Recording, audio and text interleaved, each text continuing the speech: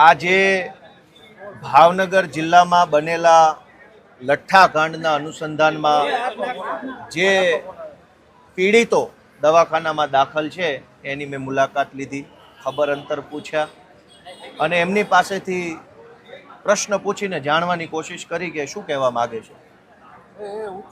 ગુજરાતમાં અને એમાંય ભાવનગરમાં લઠ્ઠાકાંડ થયો એ દુઃખની બાબત છે, પણ એના કરતાંય વધુ દુઃખ એ વાતનું છે કે આજથી 3 વર્ષ પહેલા આ જ જગ્યાએ અહીંયા જ્યાં બેઠો છું એ જ જગ્યાએ બેસીને બોટાદ બરવાળાના લઠ્ઠાકાંડ બાબતે અમે ગળું ફાડી ફાડીને બોલ્યા હતા કે આ સરકાર આપણા નિર્દોષ યુવાનોનો ભોગ લે છે.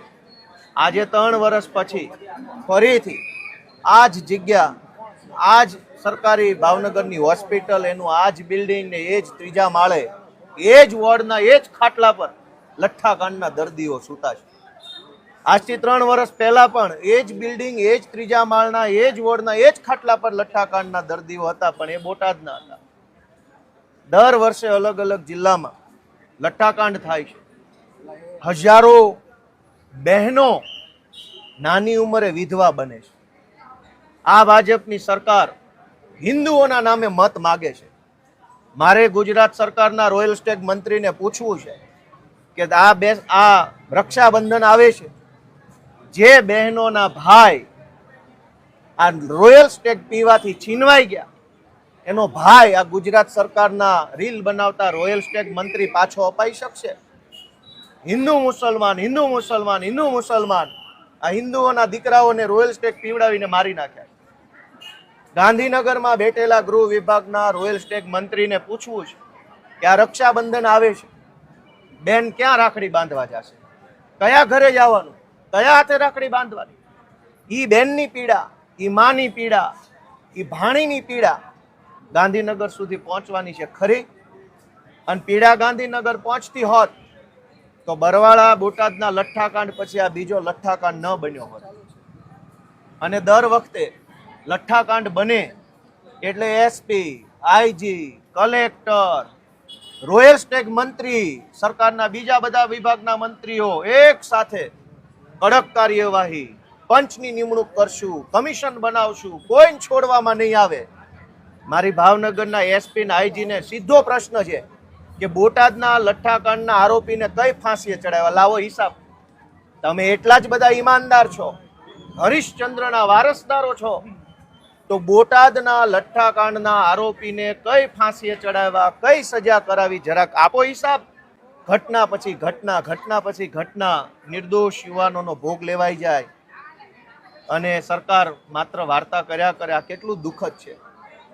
જે લોકોએ આ ઝેરી દારૂ બનાવવાનું કામ કર્યું, એમાંય દુઃખનો વિષય જુઓ કે ગુજરાતમાં દારૂ બંધી છે, પણ અહીંયા ઇંગ્લિશ દારૂનું મેન્યુફેક્ચરિંગ ચાલુ થયું છે. બધા જ જિલ્લાઓમાં ફેક્ટરીઓ છે, નકલી દારૂ બનાવવામાં આવે છે. બોટાદમાં જ્યારે લઠ્ઠાકાંડ બન્યો ત્યારે પણ અમદાવાદની ફેક્ટરીમાંથી ઇથેનોલ આવેલું, અને ભાવનગરમાં દારૂ બન્યો તો પણ અમદાવાદથી ઇથેનોલ આવે છે. સરકારનો તો એવો દાવો છે કે આ કડક હાથે કામ લેવા વાળી સરકાર છે કે અગાઉના લઠ્ઠાકાંડ વખતે રોયલ સ્ટેગ મંત્રીએ એવું કીધેલું કે હવે પછી ગુજરાતમાં કોઈ ઘટના ન બને એવો નમૂનારૂપ દાખલો બેસાડવામાં આવશે. ભાઈ, તમારી વાત તો બુટલેગરે માનતા નથી. હાલી હું નીકળ્યા છો? નહીતર ગુજરાત રાજ્યના રોયલ સ્ટેગ મંત્રી એમ કહી દે કે હવે કોઈની ખેર નથી, અને ભાવનગરમાં પાછા રોયલ સ્ટેગની બોટલો બનાવવાનું ચાલુ થઈ જાય. તો આ બુટલેગરો તો મંત્રીને ઘોળીને પી ગયા છે, સરકારને ઘોળીને પી ગયા છે, અને કોઈનો ડર નથી.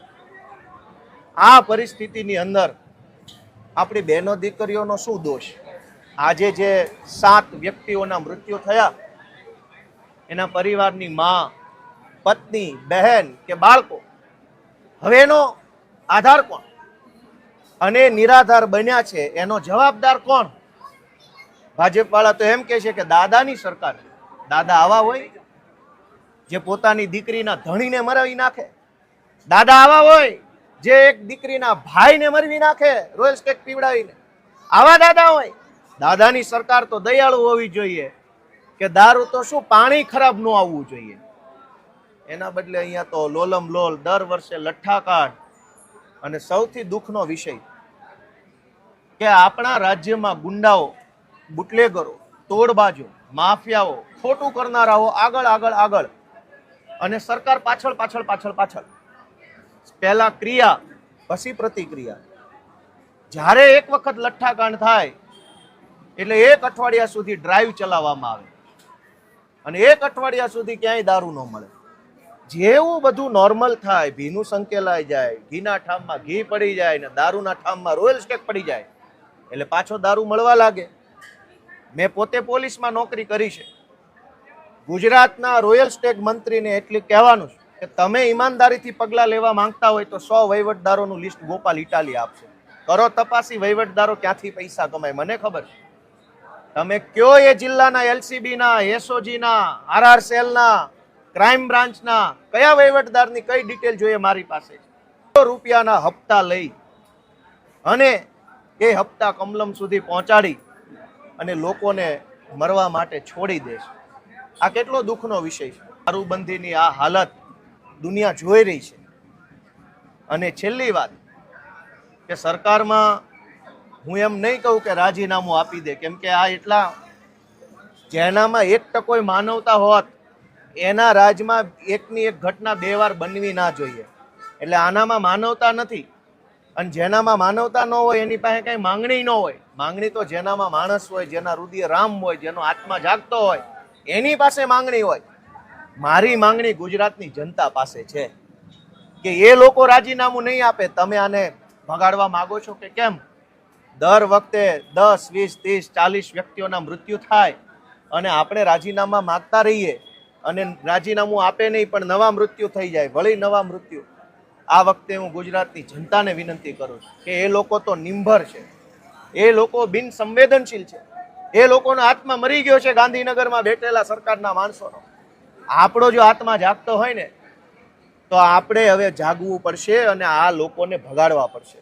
આ છાસવારે રોજ ઉઠીને દારૂના નામે મોત, એક્સિડન્ટમાં મોત, પાણીમાં તણાઈને મોત, માથે મકાન પડ્યું મોત, અગ્નિકાંડ રાજકોટમાં થઈ ગયો એમાં મોત, મોરબીમાં પુલ તૂટ્યો મોત, હરણી બોટમાં ઊંધી પડી મોત, સુરતના એક તક્ષશિલામાં કોચિંગ ક્લાસમાં આગ લાગે તો બધા કોચિંગ બંધ.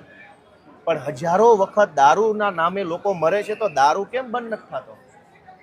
એક ઘટના બને એટલે અંધેરી નગરી, ગંડુ રાજા. સાવ છેલ્લી વાત કે મેં આ ખાટલે સૂતેલા દર્દીઓને પૂછ્યું, મેં કીધું ભાઈ તમે શું થયું?